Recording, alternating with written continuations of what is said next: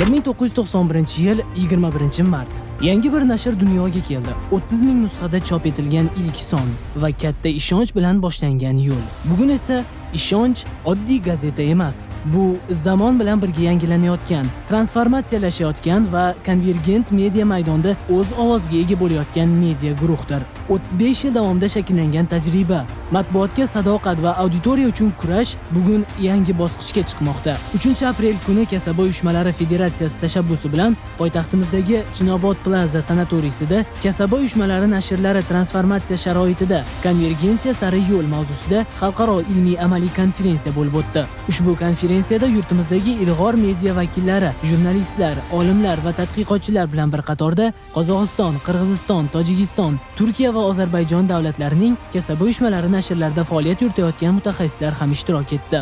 Konvergentlashayotgan ishonchning 35 yilligi o'ndan ortiq ommaviy axborot vositalarida keng yoritildi. O'zbekiston 24 telekanali ishonchning 35 yilligini o'zbek va rus tillarida keng yoritgan telekanallardan biri bo'ldi.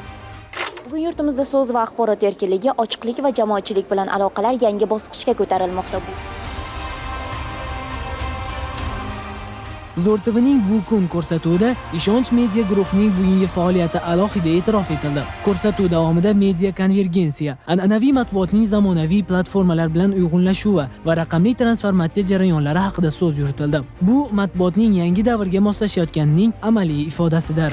Mening yurtim telekanalining hudud ko'rsatuvi orqali esa Ishonch gazetasining tashkil topish tarixi va bugungi o'rni keng yoritildi. To'lqin Qozoqboyev gazetaning ilk qadamlari haqida so'z yuritdi.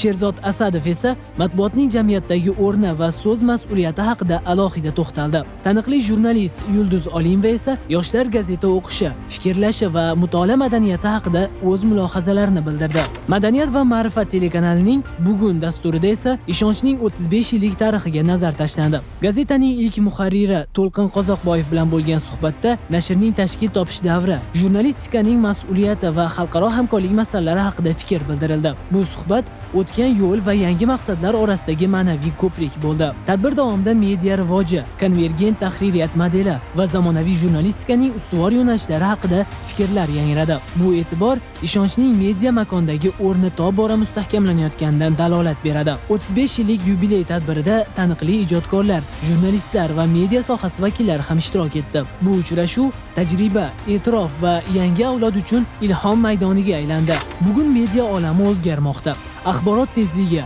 auditoriya talabi va raqamli texnologiyalar yangi mezonlarni shakllantirmoqda. Ishonch esa ana shu o'zgarishlar markazida. Milliy kontent yaratish, jamiyat bilan hamnafas bo'lish va zamon bilan birga yurishni davom ettirmoqda. 35 yillik tarix bu faqat ortda qolgan yo'l emas, bu yangi bosqichlar sari dadil qadamdir. Ishonch va Ishonch Daveriya tahririyati jamoasi bundan buyon ham yuksak marralar sari ijod qilishda davom etadi.